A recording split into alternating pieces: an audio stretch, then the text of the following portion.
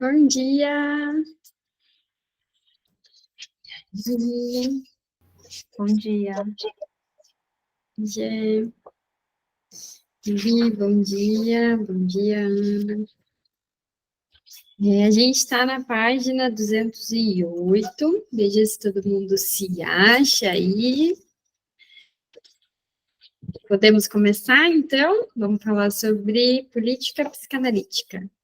Beleza? Tá.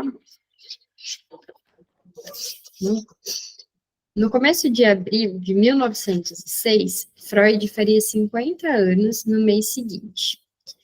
Jung enviou a Freud um exemplar de Estudos de Associação Diagnóstica, livro organizado por ele, que incluía um importante artigo seu. Ele começava a gozar de uma reputação como psiquiatra clínico e experimental. Nascido em 1875, na aldeia suíça de Keswick, no Lago de Constança, como filho de um pastor, ele havia mudado com seus pais de uma paróquia rural para outra.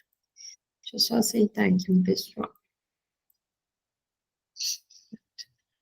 Embora tenha ido viver perto da Basileia aos 4 anos, não esteve exposto ao pleno impacto da vida urbana até aos 11 anos, quando ingressou no liceu.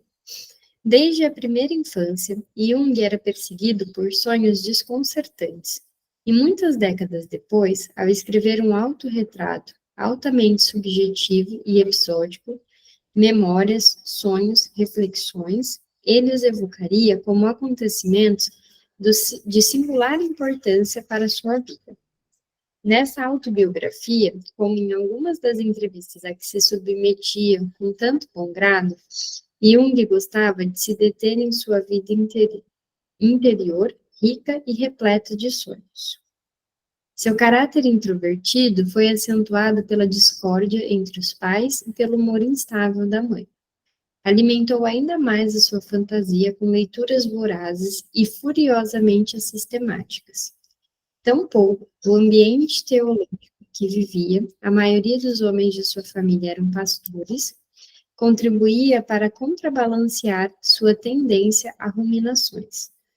Ele cresceu convencido, com muita justiça, de que era, de certa forma, diferente dos meninos à sua volta.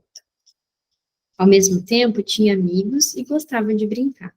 Desde o começo, Jung deixava as impressões mais contraditórias naqueles que o conheciam. Era sociável, mas difícil, às vezes divertido e às vezes taciturno. Exteriormente, autoconfiante, mas suscetível às críticas. Mais tarde, como um psiquiatra muito viajado e oráculo dos jornalistas, mostrava-se seguro e mesmo sereno. Mas houve anos, mesmo depois de ter obtido destaque internacional, em que foi assediado por torturantes crises religiosas. Quaisquer que fossem seus conflitos íntimos, porém, desde a juventude, emanava Jung uma sensação de poder, com sua ossatura larga, a constituição rígida, o rosto tônico fortemente esculpido e uma eloquência torrencial. Ernest Jones, que encontrou pela primeira vez em 1907, considerava-o uma personalidade vivaz, dotada de um cérebro incansavelmente ativo e ágil.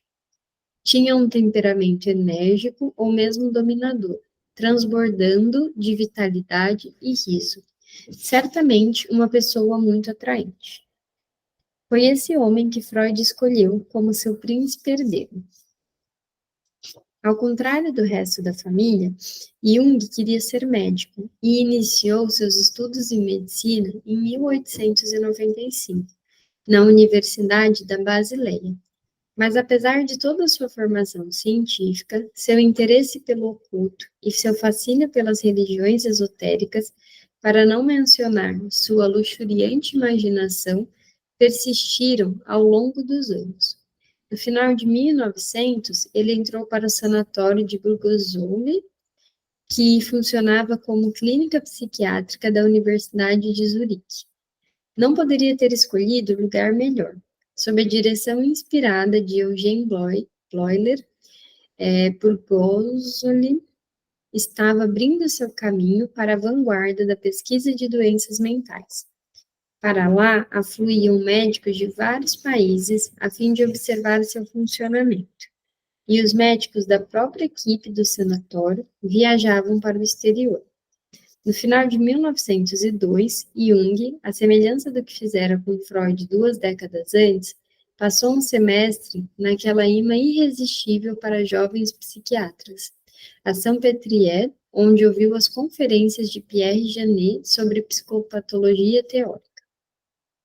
Por trás de Jung encontrava-se chefe esquivo, um tanto enigmático, Eugène Bleuler, figura destacada entre os psiquiatras da época. Bleuler, que nascera em 1857, um ano depois de Freud, havia estudado com Charcot em Paris e retornara a seguir para a Suíça. Como psiquiatra da equipe de vários hospitais de doenças mentais, ele adquiriu uma impressionante experiência clínica. Mas era muito mais do que um clínico. Pesquisador atento e imaginativo, ele aproveitara seu trabalho com os loucos para finalidades científicas. Em 1898, foi nomeado sucessor de Auguste Forel, na direção do Burgosoli, e transformou essa instituição, já famosa, num centro de pesquisas de doenças mentais de renome internacional. Seguindo Charcot, ele estava entre os pioneiros que vinham pondo ordem nos diagnósticos extremamente vagos dos distúrbios psicológicos, e como Charcot, ele se mostrou um influente nomenclador. Alguns de seus neologismos, notadamente esquizofrenia, ambivalência e autismo, ingressaram definitivamente no vocabulário psiquiátrico. Apesar da fama internacional de Burgosoli, Jung recordava-se de seus primeiros anos na instituição como uma época de rotina maçante e banal, e um verdadeiro ataque contra o pensamento original e a excentricidade criativa. Mas a clínica preparou seu caminho para a psicanálise. Borel já estava familiarizado com a obra de Breuer e Freud sobre a histeria. Então, logo depois da chegada de Jung, Bleuler lhe pediu que apresentasse a interpretação de sonhos à equipe. O livro deixou sua marca em Jung, que logo incorporou às suas pesquisas ideias do livro dos sonhos de Freud, dos primeiros artigos sobre a histeria e depois de 1905, do caso clínico de Dora. Sempre homem de opiniões firmes, ele próprio se nomeou partidário ardoroso de Freud, defendendo energicamente as inovações psicanalíticas em congressos e publicações médicas. Seu interesse pelas teorias de Freud intensificou-se ao aplicá-las com êxito à esquizofrenia, ou, como ainda era chamada, demência precoce, psicose na qual ele se especializou e que lhe granjeou fama. No verão de 1906, no prefácio à sua elogiada monografia sobre a psicologia da demência precoce, ele destacou as concepções brilhantes de Freud, o qual ainda não recebeu seu justo reconhecimento e apreciação.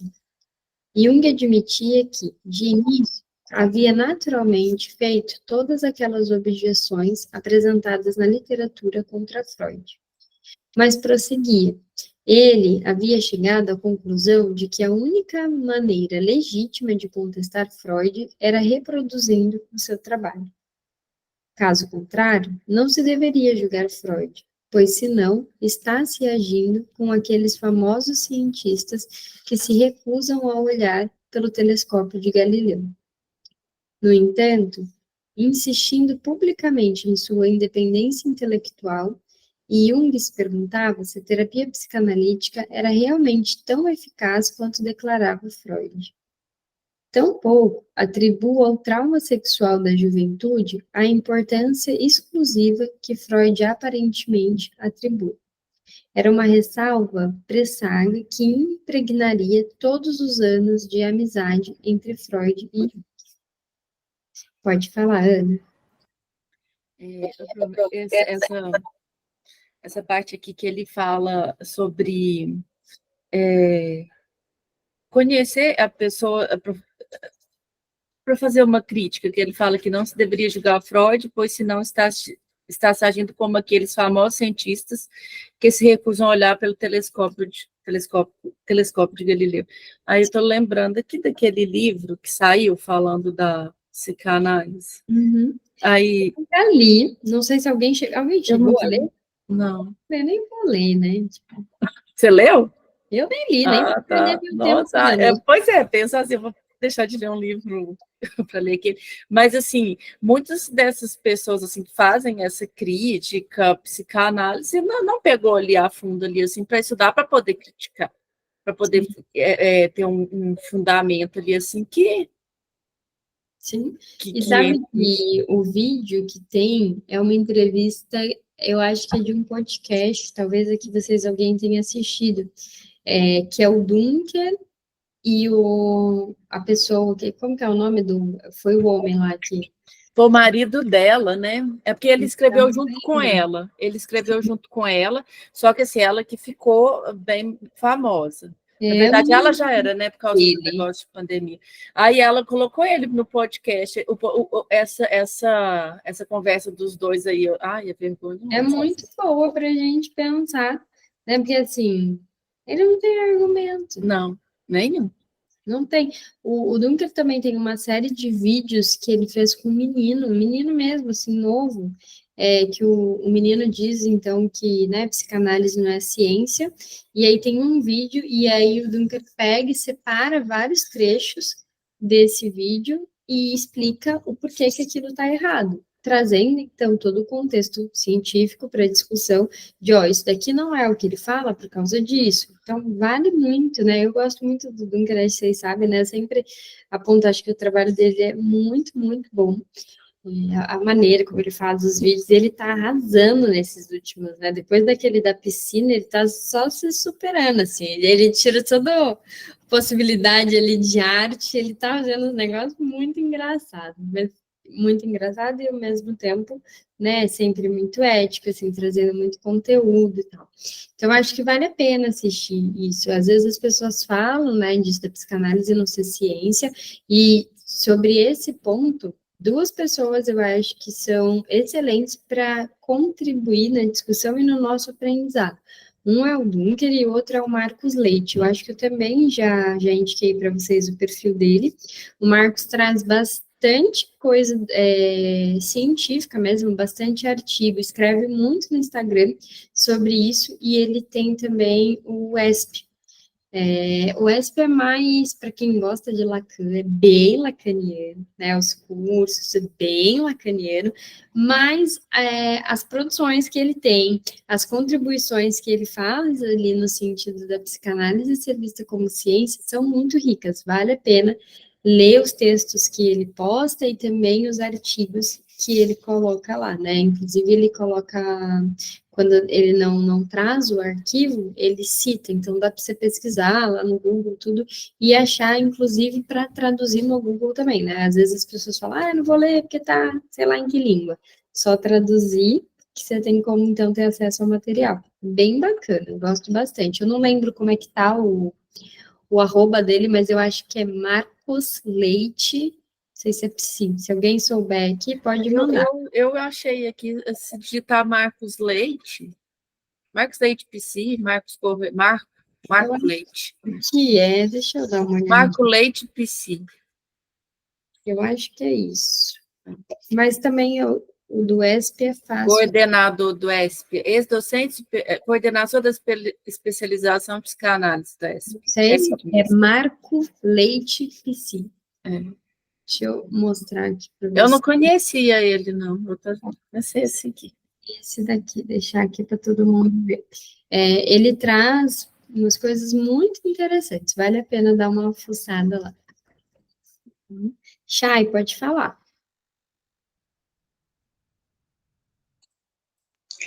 Eu já vi vários vídeos dele é bem legal e bem, como é que eu vou dizer, educativo, que tem bastante ali do ESP do YouTube, ele dá para ver bastante vídeos deles, tem aulas até gratuitas. Sim. Tem bastante produção ali que ele faz. É que eu sempre trago esse adendo aí, essa informação de é muito para quem gosta de estudar Lacan, né? E tem que ver, não é todo mundo que gosta, mas quem gosta vai lá e aproveite, porque é um conteúdo que vale a pena. Érica, pode falar.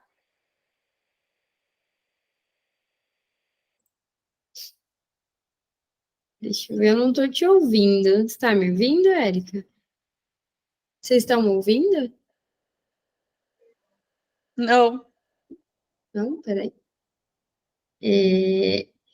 Gabi, eu já aceitei. Eu te ouço. Tá me ouvindo? Aham. Eu também estou ouvindo. Agora, ó, a Rebeca, já aceitei. Gabi me mandou aqui, deu certo. E a Érica tá com a mão levantada. Érica, se quiser falar, pode falar. É que eu não te escuto. Eu vi que você desativou o microfone, mas eu não tô te ouvindo.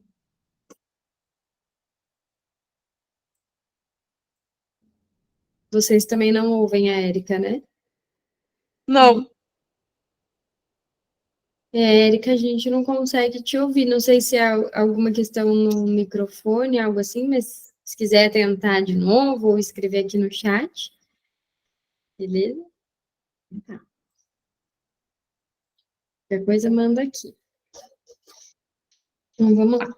No entanto, em 1906, Jung afirmava que todas as coisas são de importância secundária, desaparecem totalmente perante os princípios psicológicos, cuja descoberta é o maior mérito de Freud. No texto, ele citava Freud reiteradamente, com um marcado tom de aprovação. Mas Jung não se contentou simplesmente em polemizar a favor das ideias de Freud. Também realizou um trabalho experimental inovador, que reforçava as conclusões de Freud. Assim, em 1906, num artigo notável sobre a associação de palavras, ele apresentou amplas provas experimentais em apoio à teoria da associação livre de Freud. Ernest Jones qualificou esse artigo de grandioso e talvez sua contribuição mais original à ciência. O próprio Freud mostrou-se grato pelas atenções de Jung, e foi, à sua maneira, de uma franqueza desarmante, agradecendo-lhe por ter enviado os estudos de associação diagnóstica, que continham um artigo fundamental de Jung. Freud reconhecia que, naturalmente, o artigo de que mais gostara era o do próprio Jung. Afinal, Jung, baseando-se na experiência, delicadamente insistira que Freud havia apresentado nada mais que a verdade provinda das regiões até então inexploradas da nossa disciplina. A estonteante perspectiva de um respeitável propagandista no exterior, com acesso a pacientes interessantes e médicos interessados no famoso hospital de doenças mentais, pareceu a Freud quase que além das expectativas razoáveis. Mas ele desviou sagazmente qualquer suspeita de que pudesse esperar uma adesão cega. Conto com confiança que o senhor esteja muitas vezes na posição de me corroborar, e também me sentirei contente em ser corrigido. No outono de 1906, Freud retribuiu o presente de Jung com um exemplar de sua recém-publicada coletânea de artigos sobre a teoria das neuroses. Na carta de agradecimentos, Jung assumiu a postura de paladino e missionário de Freud. Informou com entusiasmo, ainda que de modo prematuro, que, embora de início Bleuler tivesse resistido firmemente às ideias de Freud, estava agora completamente convertido. Ao responder, Freud transformou afavelmente essas boas notícias num triunfo pessoal de Jung. Tive grande prazer com sua carta e as notícias de que o senhor converteu Bleuler. Quando se tratava de dirigir elogios agradáveis a seus correspondentes, Freud às vezes era capaz de rivalizar com o mais gentil dos bajuladores. Não perdia tempo, Na mesma carta, ele não hesitou em assumir o papel de um pioneiro idoso, pronto para passar a tocha para as mãos mais jovens. Ao falar do egresso do professor Aschenfenburg e seus ataques desmedidos à psicanálise, ele pintou o debate dos psiquiatras sobre a psicanálise como uma luta entre dois mundos. Logo se patentearia qual deles estava em declínio e qual se encaminhava para a vitória. Mesmo que não vivesse para ver tal vitória, meus alunos, espero, estarão lá. E espero, além disso, que quem quer que consiga se resolver a superar resistências internas pelo bem da verdade, se incluirá de bom grado entre meus alunos e erradicará os resíduos de indecisão de seu pensamento. A amizade entre Freud e Jung se iniciara bem. Eu estava lendo aqui, pensando, né, nessa questão do Jung, a gente ainda está vendo o começo da amizade deles, né, esse flerte de amizade, quando as coisas ainda davam certo. Mas fiquei pensando, e aí é só uma construção, tá? Só um pensamento, não é uma verdade absoluta, porque eu nunca estudei Jung, é a primeira vez que eu estou tendo contato, assim, com a história. Eu realmente não sei nada sobre Jung, sobre a teoria que ele formou. Então, estou dizendo algo aqui que eu venho pensando através das nossas leituras. Mas o Freud, ele tem um texto que é sobre as recomendações aos jovens psicanalistas, que ele diz, eu não vou saber fazer uma citação direta, mas quem já leu o texto talvez lembre. Ele diz ali que não é para a gente seguir exatamente tudo que ele está dizendo. Ele coloca, ó, isso foi o que funcionou para mim, né? Tem as coisas que não dá para abrir mão, que é uma regra básica, que aí vai ter que ter associação livre e atenção flutuante. Sem isso, não é psicanálise. Mas as outras recomendações, ele já inicia o texto dizendo, é uma recomendação. Não quer dizer que tenha que ser exatamente assim. E nem daria para ser, né? Uma das coisas que eu gosto mesmo de trazer para a gente pensar isso é, ele atendia 6 vezes por semana. A gente não tem, no mundo de hoje, vivendo como é hoje, como atender alguém 6 vezes por semana, ou pelo menos não de forma contínua, né? Não se faz assim, claro, um paciente ou outro está numa situação mais delicada e você atende 3, 4, 5 vezes na semana, porque é o momento que ele está precisando, ok, mas assim, ninguém começa a fazer análise mais, ninguém, né, muita gente, mas assim, a maioria das pessoas não começa a fazer análise 5 vezes por semana durante 1 hora. Eu não tenho como dispor 5 horas da minha semana para ficar lá fazendo análise. Acho que eu nem aguentaria o trampo, né? Que é tanta coisa que a gente fala, 5 horas por semana ali, não, preciso de um descanso.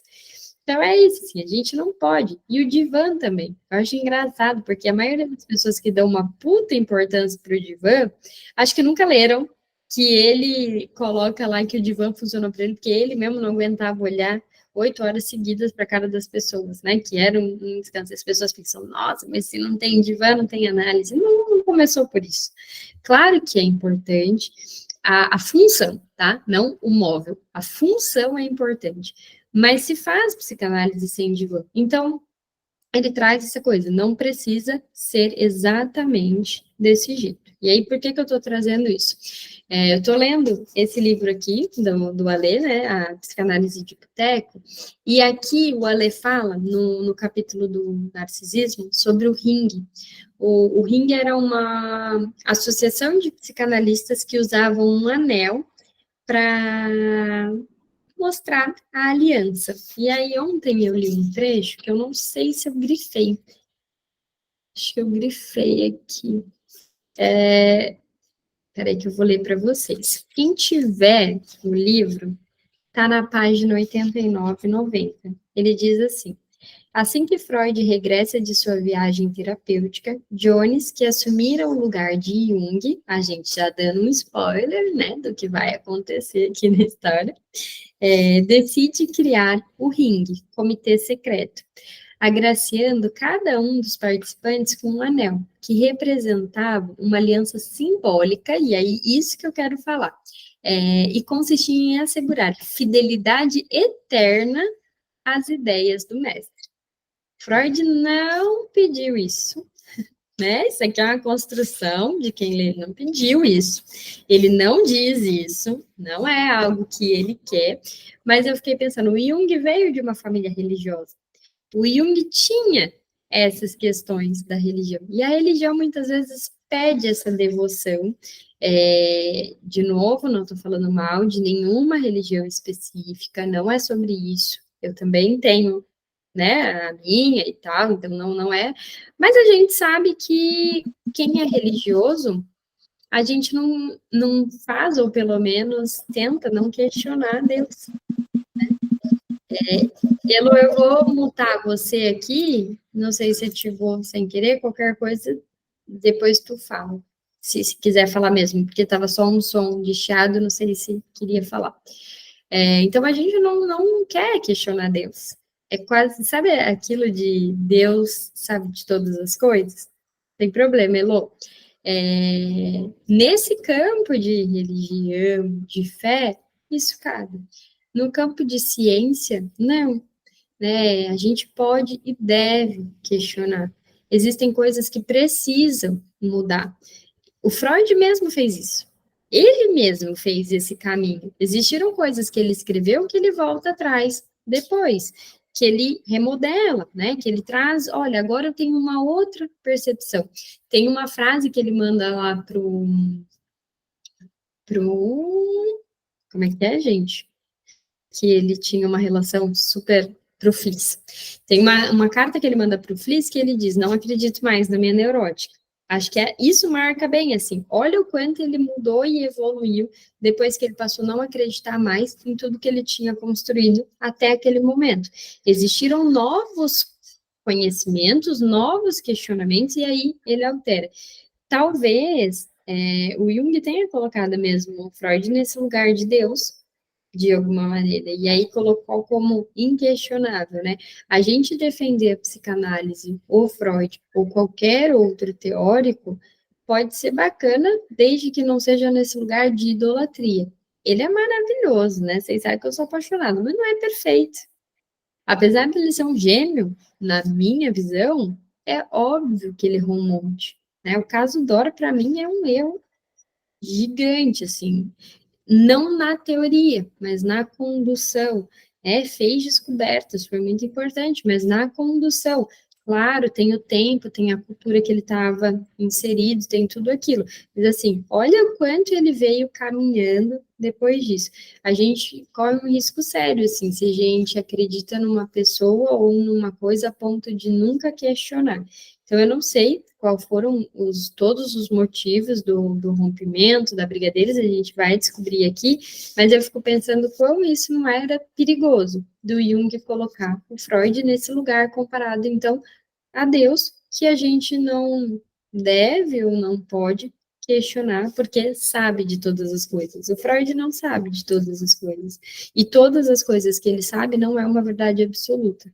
E ele nunca se colocou nesse lugar, né? Por mais que ele tivesse aquele jeitinho dele de, você acha que não é prova aí o contrário, né? Que ele tem esse jeitinho, mas ainda assim, em várias passagens a gente já comentou o quanto também ele trazia um lado humilde de estar aberto a outras produções, de estar aberto sempre à discussão. A teoria dele toda foi feita com base em troca. O Freud não construiu nada sozinho. Então, ele tinha essa posição de humildade e também de pedir supervisão, que ainda não tinha esse nome, mas nessas cartas, o tempo inteiro ele trocava e, de alguma maneira, pedia a opinião das outras pessoas que tinham conhecimento sobre aquilo para construir a obra dele. Então, a gente, às vezes, fica meio brava, né, com essas pessoas que falam que psicanálise não é ciência, e aí quer brigar, e temos que brigar mesmo, porém, sabendo ouvir e que não é bem assim, não é para defender ele acima de todas as coisas e nunca questionar. O questionamento é importante para que a gente possa fazer algo diferente, para que a gente possa construir algo muito melhor. E sempre vai ter que ser questionado. Uma vez que ele começou a escrever um negócio em 1900 né, 1800 e tanto, e a gente está agora em 2024. Esse já é um fator que tem que questionar. Ao contrário, então, não existiria o atendimento, por exemplo, né, online, aqui, remoto e tantas outras coisas. Beleza? Não sei se faz sentido para vocês, se alguém sabe melhor aí da história dele e do Jung, mas a gente pode, né, ir descobrindo e conversando também sobre isso. Foi um pensamento, assim, que me veio do quanto é perigoso esse lugar. E aí, quando, né, eu li ali do Ale, que ele fala desse clube secreto, eu fiquei pensando, nossa, ainda tem muito psicanalista que acha, né, que a gente só é bom se a gente vai fazendo parte do clube da Luluzinha, né, só é psicanalista se esconde, é quase que um agente do FBI. Ninguém pode saber, mas tem sempre sob disfarce. Não pode ir no carnaval, não pode ir na balada, não pode frequentar a academia do bairro, né? Não pode ir no papai que alguém te encontre, não pode usar rede social. Então parece que as pessoas ainda acreditam nesse lugar fechado. Qual série, Chay? A do FBI é tão boa, e tem umas que tem a da Universal, eu adoro, com o mesmo tema. Eu assisto Chicago PD. Não sei se vocês já viram. Idem, eu adoro também. Nossa, eu sou viciada em série policial, eu amo. Depois fico com medo de sair na rua, não sei por que eu assisto. Exatamente, Ju, cuidado com esse lugar de mestre. Essa história de colocar alguém num lugar de endeusamento, de meu Deus, eu amo tanto essa pessoa, né? Tem que tomar cuidado para não entrar nesse campo de apaixonamento. Essa pessoa é tão incrível que ela nunca pode ser questionada. Não tem ninguém que seja tão incrível assim que não possa ser questionado. Né? Aqui eu estou falando de pessoas, tá? Pessoas, né? Não tem nada a ver com religião, nada a ver mais. Saímos desse campo pensando em pessoas. Todas as pessoas podem ser questionadas. Sempre pode existir alguém que errou, que pensou uma coisa e aí era outra, né? E quando a gente questiona, a gente possibilita também que essa pessoa, ela possa, de repente, construir algo ainda melhor. Se o Freud não tivesse sido tão pressionado, questionado, talvez não tivesse seguido e construído algo tão grandioso quanto é a psicanálise hoje. Então, deixa eu ver aqui, mais ou menos, como que a gente está de texto, para pensar no tempo. Bom, vamos ver se a gente consegue essas 3 páginas aqui. Uma vez iniciada, a amizade entre ambos floresceu com vigor. Em intercâmbio corteses, os dois discutiam o papel da sexualidade na gênese das neuroses.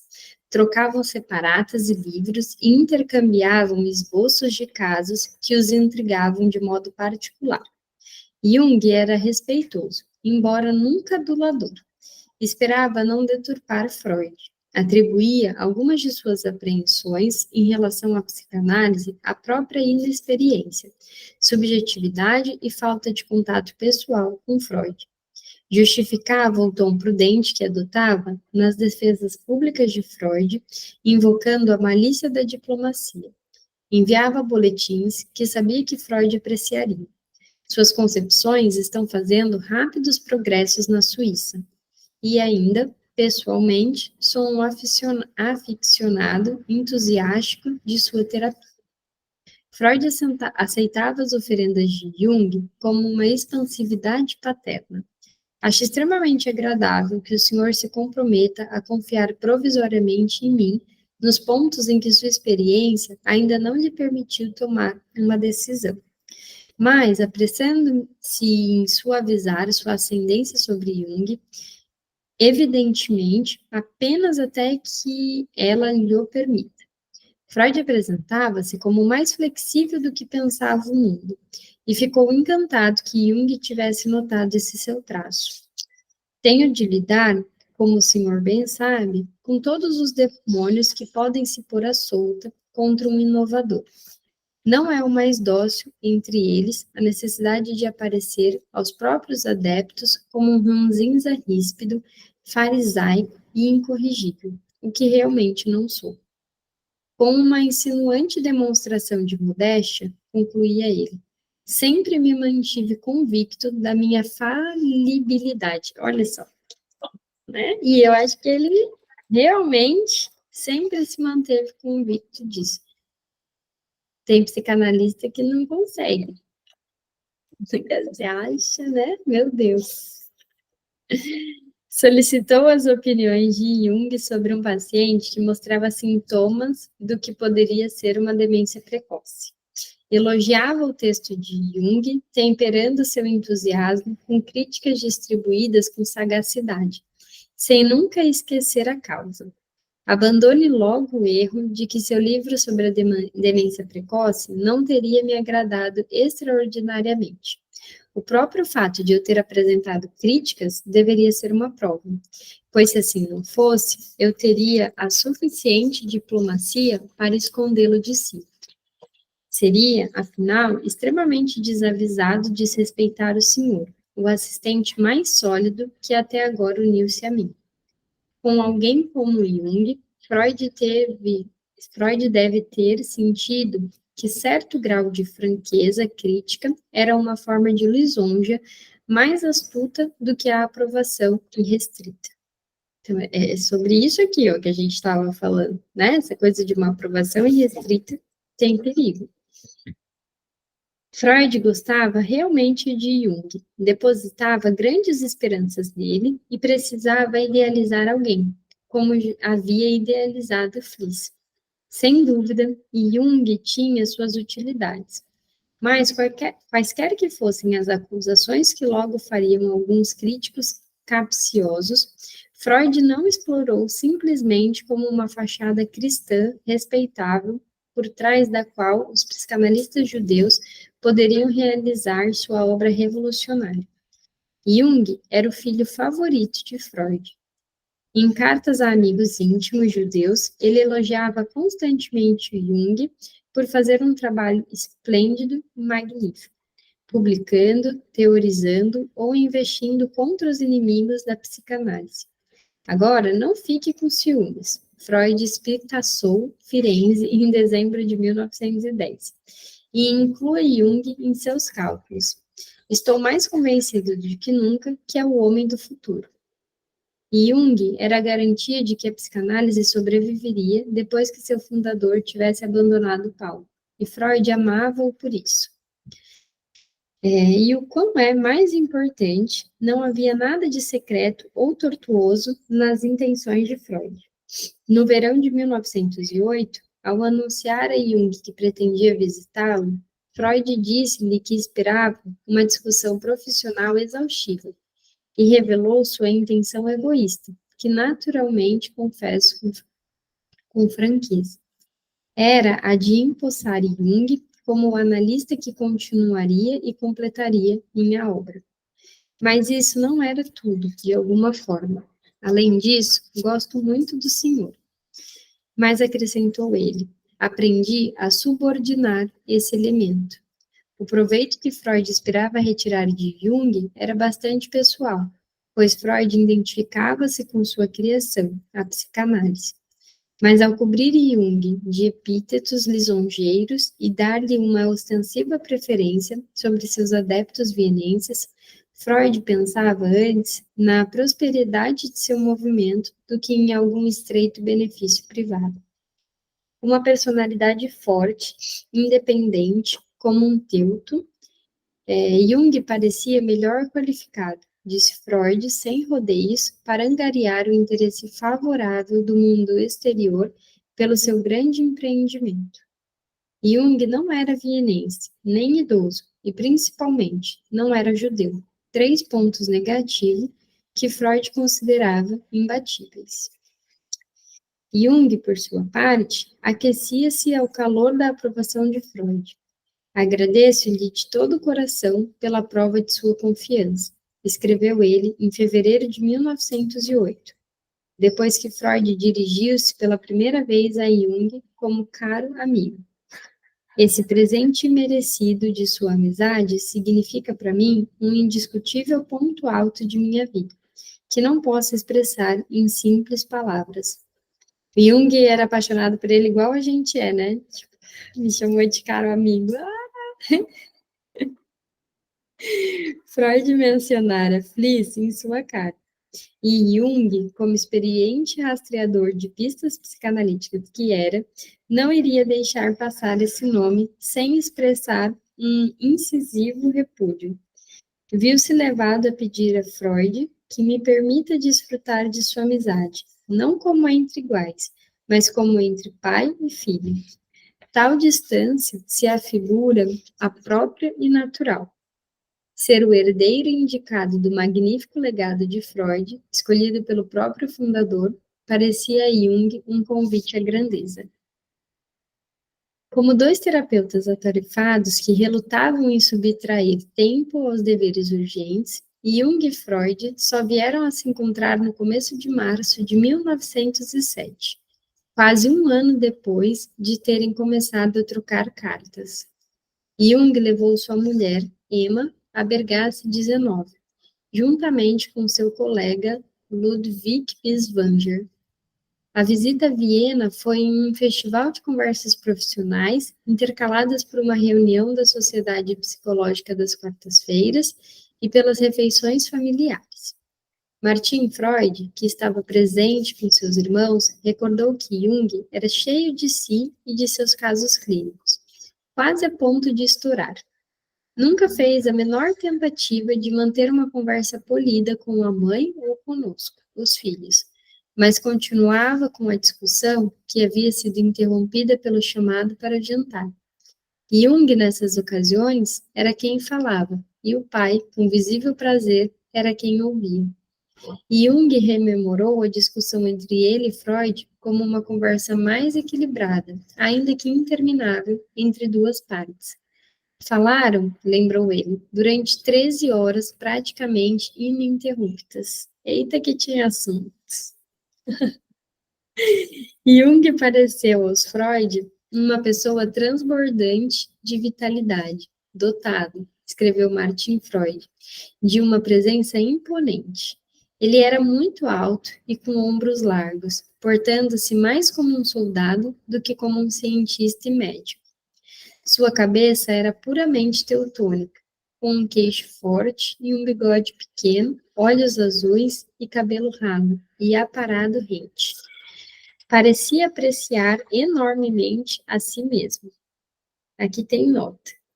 Foi nessa visita que Jung alega ter sido informado sobre um caso entre Freud e sua cunhada, Nina Bernays.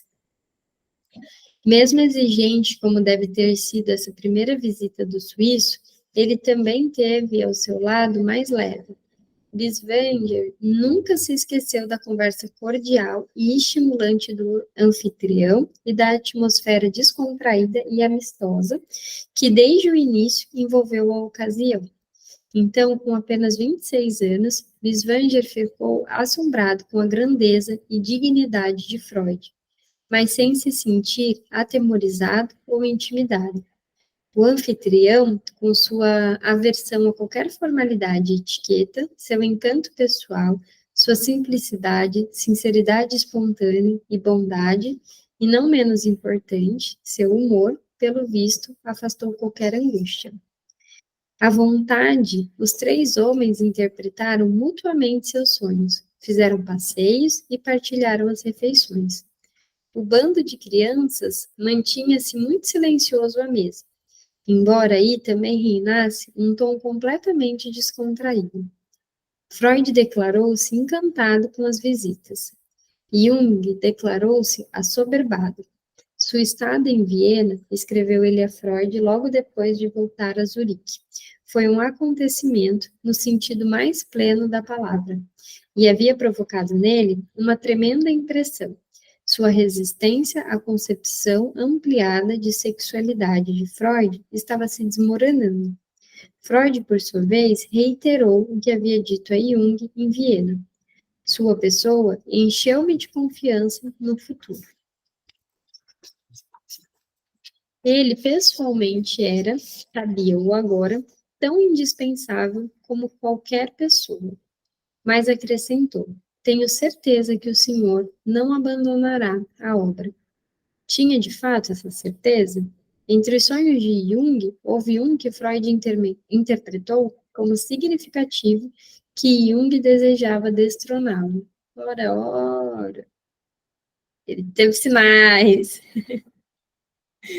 Nenhum dos dois resolveu tomar nesse sonho como um arguro inquietante. O molde da amizade entre ambos, rapidamente estabelecida, parecia esculpido em pedra. Trocavam relatórios de casos, como tantas outras provas de apreço. Exploravam as formas de estender as ideias psicanalíticas ao estudo das psicoses e da cultura, e ridicularizavam os chavões imbecis. O epíteto é de Jung, dos psiquiatras acadêmicos que se recusavam a enxergar a verdade dos ensinamentos de Freud. Embora rapidamente acumulasse experiência clínica e fama de polemista, Jung permaneceu como estudante durante anos. É simpático, escreveu-lhe Freud em abril de 1907, que o senhor me pergunte tantas coisas, embora sabendo que posso responder apenas a uma pequena parte delas. Freud não era o único lisonjeador nesse diálogo epistolar. Jung disse a Freud que estava se deleitando com as riquezas que Freud espalhara à sua frente, vivendo com as migalhas que caem da mesa do rico. Freud contestou essa opulenta metáfora oral e preferiu dar ênfase ao valor de Jung para si. Pronto para partir de férias, em julho de 1907, disse Jung que as notícias enviadas por este já se tornaram uma necessidade. No mês seguinte, aproveitou o ensejo para tranquilizar Jung, que se lamentava dos seus defeitos de caráter. O que o senhor chama de histérico em sua personalidade, a necessidade de causar impressão nas pessoas e influenciá-las, é exatamente o que o capacita a ser um mestre e guia. Apesar de todas essas aconchegantes trocas entre rei e príncipe herdeiro, o debate potencialmente divisor sobre a sexualidade nunca se desenvolveu por inteiro, nunca se dissolveu por inteiro. Jung se retraía, ao passo que Abraham, em seus últimos meses em Burgosoli, mostrava-se mais receptivo à teoria da libido de Freud. Esse rival em seu terreno despertou ciúmes de Jung. Freud não ocultou a Jung que começava a se ligar a Abraham porque ele enfrenta o problema sexual diretamente. Mas o ciúme e a inveja eram hábitos emocionais tão próximos à superfície mental de Jung que ele não se incomodava em disfarçá-los, quanto menos reprimi-los. No começo de 1909, ele contou a Firenze, num tom desarmante, que, devido aos grandes elogios de Freud a um artigo de Firenze, coisas que Freud nem sempre fizera com Jung, ele, Jung, devia dar cabo nessa carta de um ignóbil sentimento de inveja. Não escondia o que sentia, né? Contudo, Jung continuava a professar nada menos que uma devoção incondicional às teorias de Freud e uma veneração não menos incondicional pela pessoa de Freud. Ele reconhecia que tal veneração tinha uma qualidade entusiástico-religiosa. Era bem o que a gente estava discutindo, né? Que considerava devido a um inegável laivo erótico. Ao mesmo tempo, repulsiva e ridícula. Uma vez ingressado na via confessionalista, Jung não se deteve a meio caminho. Atribuiu sua forte aversão a essa paixão de matriz religioso a um incidente em sua infância, quando, menino, sucumbia a uma investida homossexual de um homem que antes eu adorava. Freud, investigando na época seus próprios sentimentos homoeróticos por Fliess, enfrentou calmamente a revelação de Jung, uma transferência religiosa, comentou ele mais judiciosamente do que pensava. Só pode terminar em apostasia, mas fazia o máximo para se contrapor a isso. Tentou convencer Jung de que sou inadequado como objeto de culto. Viria o tempo em que Jung concordaria com Freud sobre esse ponto. Bom, vamos ficar por aqui, que aí lá na semana que vem a gente começa de um ponto novo. Deixa eu anotar. A gente vai ficar na página 215. Beleza?